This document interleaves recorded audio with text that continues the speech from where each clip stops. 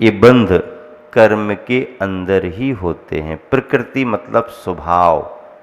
स्वभाव का मतलब क्या? फल खट्टा मिलेगा,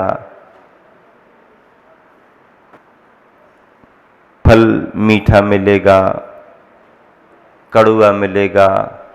कर्म की प्रकृति में निश्चित हो जाता, सुनिश्चित हो जाता है ये कर्म इस स्वभाव को लेकर के, यानी कर्म की प्रकृति ये है, कड़वेपन की, मीठेपन की, आदि आदि प्रकृति बंध, स्थिति बंध।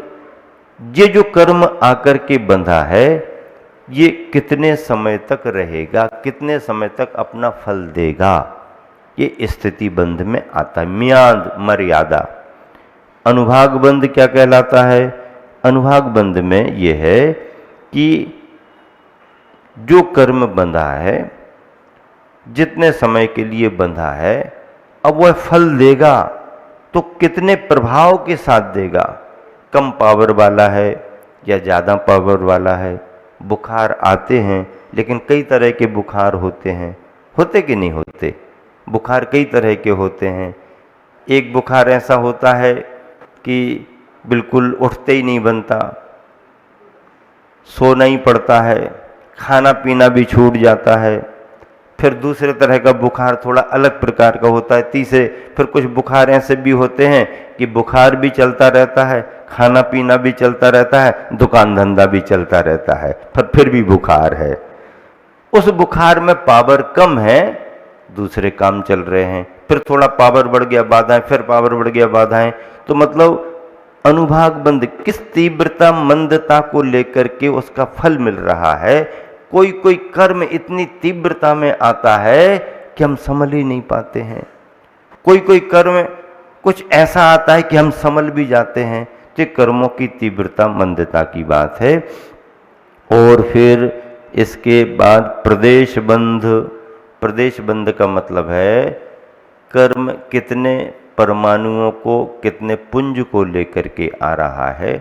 कभी कभी पुंज बहुत आ जाते हैं, लेकिन उन परमाणुओं में पावर कम रहता है, और कभी कभी पुंज परमाणु कम आते हैं और उनमें पावर ज़्यादा आ जाता है।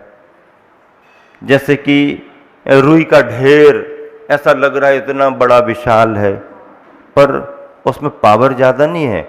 आप रुई का गोला उठा करके बना करके किसी को फेंक के मार दो तो उसका कुछ बिगड़ने वाला नहीं है। और एक छोटा सा लोहे का छर्रा, छोटा सा कंकर उठा करके जोर से अगर किसी को मार दिया जाए तो उसमें पावर ज़्यादा है, भले आकार उसका छोटा है, उसका असर तेजी के साथ पड़ता है। तो कर्म बहुत पुंज के रूप में तो आया, लेकिन पावर कम रहा, और कर्म थोड़े रूप में आया लेकिन उसका पावर ज़्यादा था। ऐसे भावों को लेकर प्रकृति बंध, स्थिति बंध, अनुभव या अनुभाग बंध और प्रदेश बंध कहा जाता है। बहुत सारे तर्क वितर्क होते हैं कर्म बंध की प्रक्रिया में। जीव के साथ कर्म का बंध कैसा है, कोई कोई अलग तरीके से विश्लेषण करते हैं।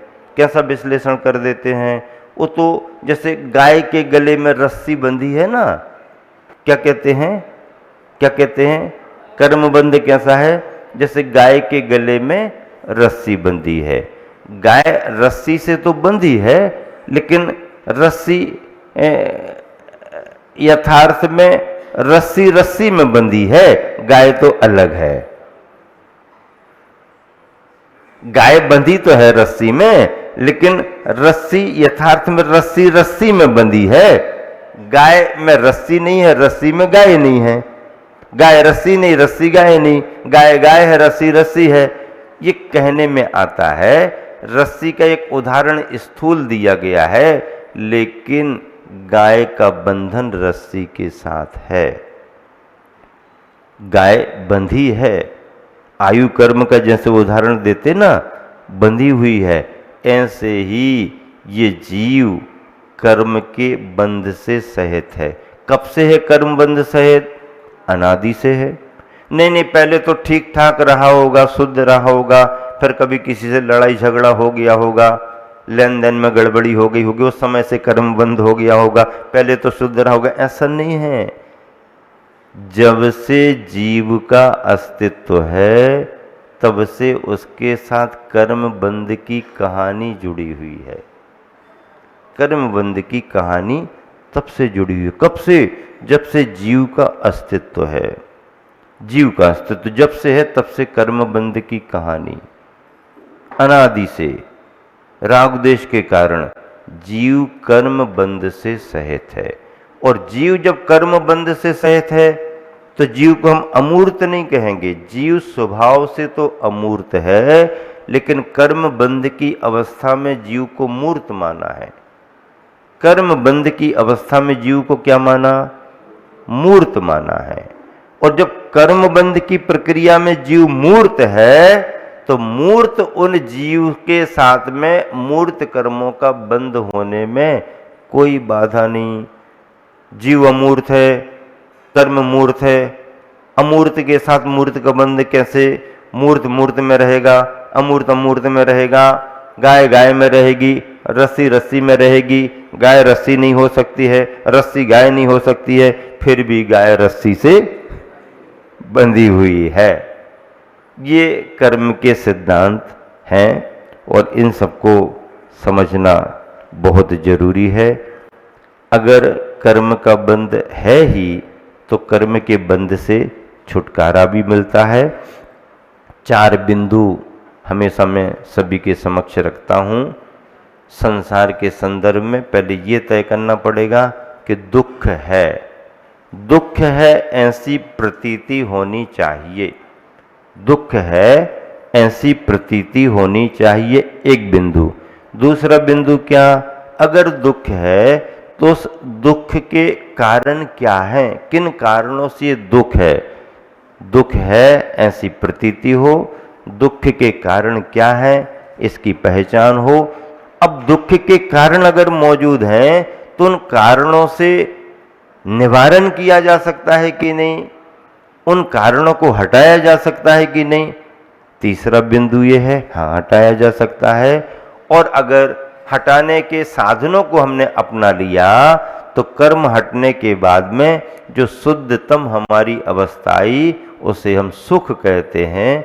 वह स्वरूप हमारी आत्मा का सुखमय माना जाता है। दुख है ऐसी प्रतीति, दुख होने के कारण, दुखों के निवारण का उपाय और सुखमय अवस्था, ये 4 बिंदु अगर हमने पकड़ लिए और ख्याल में आते रहे तो बहुत अच्छे तरीके से हम चिंतन कर सकते हैं, विचार कर सकते हैं, कर्म के सिद्धांत को महत्व दे करके उसके प्रक्रिया को भी समझ सकते हैं।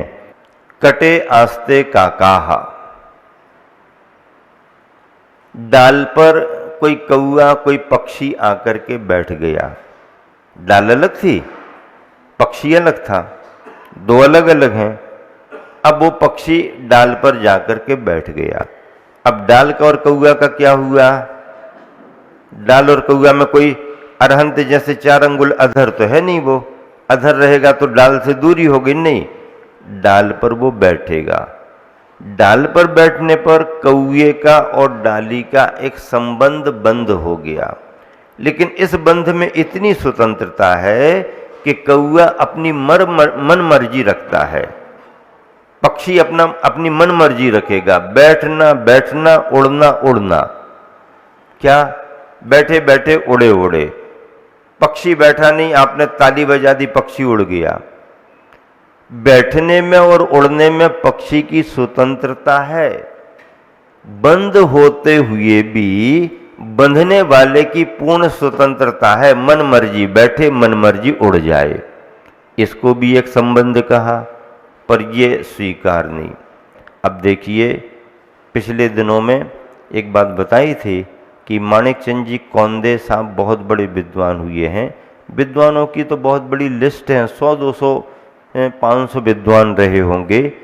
पहले विद्वान कम थे, धीरे धीरे विद्वानों की परंपरा आगे बढ़ी और पुराने समय के विद्वान भी बहुत रहे। जैसे माणिक चंद जी कौंदे साहब ने एक बहुत अच्छा प्रसंग लिखा, 20वीं सदी में जैनों की उपलब्धियां, बहुत बड़ी उपलब्धियां जो मानी जाती हैं। एक समय था जब जैनी लोग अपना रथोत्सव नहीं निकाल पाते थे। तुम स्वतंत्रता से अपनी धर्म प्रभावना के काम शहर में बस्ती में नहीं कर सकते थे।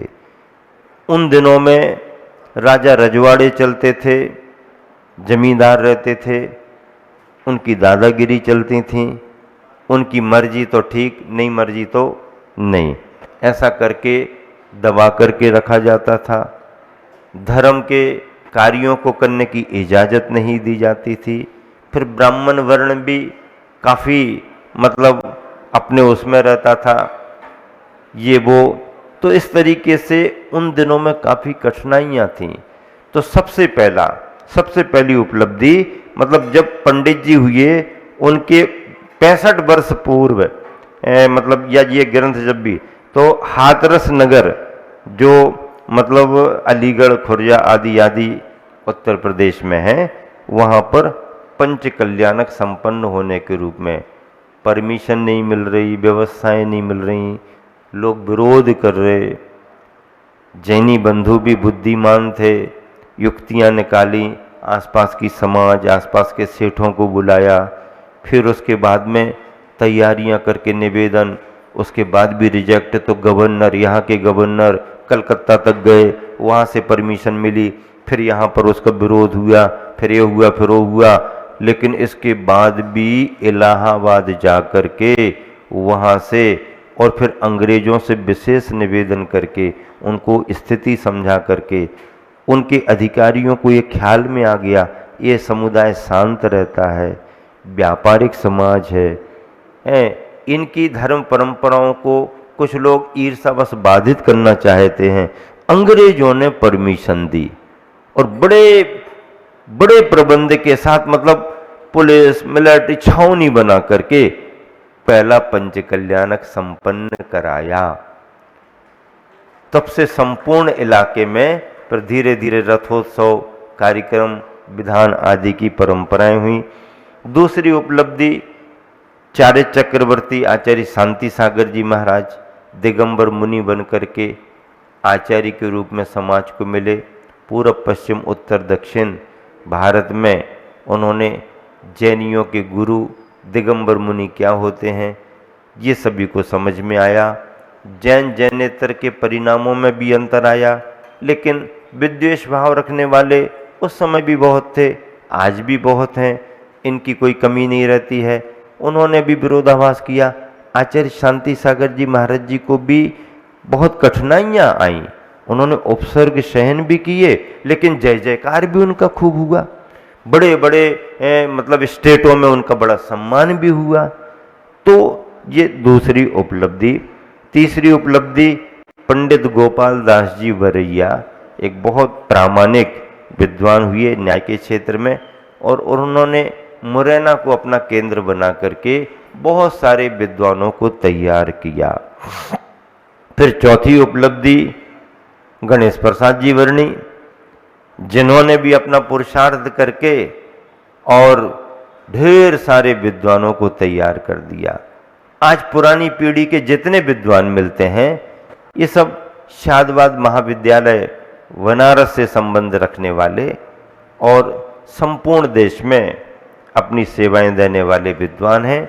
यह सब क्षुल्लक गणेश प्रसाद जी वर्णी का दूरदर्शी परिणाम और उनके उस उद्देश्य की पूर्ति के लिए समाज के दानवीर श्रावक श्रेष्ठी दानवीरों ने बड़ा सहयोग किया। और इसकी कहानी आप सबको मालूम है, वर्णी जी ने अपने हाथ से लिखी है। 1 रुपया किसी सेठ ने दिया कि पंडित जी आप बहुत अच्छा भाव रखते हो, बनारस में आपको विद्यालय बनाना, 1 रुपये का हमारा दान। वो वर्णी जी ने माथा ठोक लिया, हमने तो बड़ा प्लान किया था, इसके भाव भी बने, लेकिन 1 रुपया, इससे क्या विद्यालय बनेगा। उन्होंने युक्ति निकाली, इसने शुरुआत तो की, मंगलाचरण तो हो गया। निराश नहीं होना चाहिए, पॉजिटिव थिंकिंग होना चाहिए। इतना मिला, यहीं से शुरुआत करेंगे। मिला तो भिखारी को भीख में किसी ने उठा के धूल डाल दी, लो तुम बार बार आ जाते, मना कर लिए रही धूल, ले लो। तो भिखारी ने गुस्सा नहीं किया, मुस्कुरा दिया और धन्यवाद देते हुए कहा, धन्यवाद तुम्हारे लिए, आज कम से कम तुमने देने का काम तो शुरू कर दिया है। भले आज तुमने धूल दी है, आज तुमने धूल दी है, तो कल तुम्हारे हाथों से भोजन भी मुझे मिलेगा। ऐसा प्रसन्नता प्रकट करते। कोई होता तो नाराज हो जाता, लड़ता झगड़ता, ऐसा करता वैसा करता, कोर्ट केस कर देता, ये FIR करेंगे, अपमान कर दिया है, कुछ भी कर देता। नहीं नहीं नहीं नहीं, नहीं ऐसा नहीं, नकारात्मक सोच रखने ही नहीं। चल देना तो शुरू किया है ना, देने का संस्कार तो आया है, और आज तूने धूल दी है तो कल तू भोजन भी मुझे प्रदान करेगा। बरनी जी ने ऐसा सकारात्मक नजरिया रखा और 1 पैसे से दिमाग लगाया, क्या करें, पोस्ट कार्ड मंगाओ, पत्र लिखेंगे पूरे देश में। 64 पोस्ट कार्ड आए। कितने पोस्ट कार्ड आए? 64 पोस्ट कार्ड आए। और उन 64 पोस्ट कार्डों पर जब पत्र लिखा गया, समाचार गए, और जो प्रभावित हुए लोग दान आया, तो शादबाद महाविद्यालय बनारस खड़ा हुआ, वहां से गंगा घाट का अवलोकन किया, वहां बैठ करके सामायिक की ध्यान किया, वर्णी जी को याद किया, आचार्य ज्ञान सागर जी महाराज भूरामल को याद किया, और सभी विद्यार्थियों को आशीर्वाद दिया। आकाश जी ब्रह्मचारी पुराने परिचय थे, मिले, उन्होंने बहुत सहयोग किया, उनको भी बहुत आशीर्वाद, और संस्था फले फूले ऐसी मंगल भावना की एक कार्यक्रम भी कराया। और जब बरनी जी को याद करते हैं तो दिल्ली वाले, खतौली वाले राकेश जी, प्रभा जी को याद करना पड़ेगा। आज वो आपकी धर्म सभा में यहाँ पर बैठे, दिल्ली से आए हैं, कोई लेना देना नहीं, कोई परिचय भी नहीं, केवल महाराज जी की वंदना करने, मार्गदर्शन लेने आए। बहुत बड़े बड़े कॉलेज चलते हैं समाज में, वर्णी जी की संस्थाएं चलती हैं, 10-10 हजार, 5-5 हजार विद्यार्थी पढ़ते हैं, 4-4 बड़ी बड़ी संस्थाएं और अनेक पारमार्थिक खतौली की समाज, दिल्ली की आसपास की बहुत प्रामाणिक और धर्मनिष्ठ समाज। राकेश जी अभी बहुत बड़े कार्यक्रम की योजना बना करके मार्गदर्शन लेने आए हैं। आचार्य श्री के परम भक्तों में से तो रहे ही रहे हैं, वो तो देव सास गुरु के भक्त हैं। और आचार्य ज्ञान सागर जी, जो सन्मति सागर जी महाराज जी, गुण सागर जी थे ना, उनके आहार विहार में पूरे जीवन इनका सहयोग रहा। और जब से हमारे से परिचित हुए हैं, हमारे पास भी निरंतर आते जाते रहते हैं। बहुत बड़ी सेवाएं, 30-30 साल तक संस्था के प्रमुख बन करके उन्होंने सेवाएं दी हैं। रोज अभिषेक पूजन आदि करते हैं, सदग्रस्त हैं, यहाँ आकर के वो धर्म लाभ ले रहे हैं। उनके लिए भी आशीर्वाद, और आप सबके लिए इसलिए आशीर्वाद कि देखो ये सुबह का समय हम सबको ऊर्जावान बनाने वाला है। हमारे निमित्त से केवल आप ही को सुनने को मिलता है ऐसा नहीं है। आप तो सुनते हो, आप सुनते हो तो मुझे सुनाने का अवसर मिलता है, तो मेरी भी ऊर्जा बढ़ती है और दिन भर को सबका काम बहुत अच्छा होता है। एक युवा, ऐसे बहुत सारे युवा यहाँ बैठे हैं, परिचय होता है, सभी को मार्गदर्शन मिल रहा है।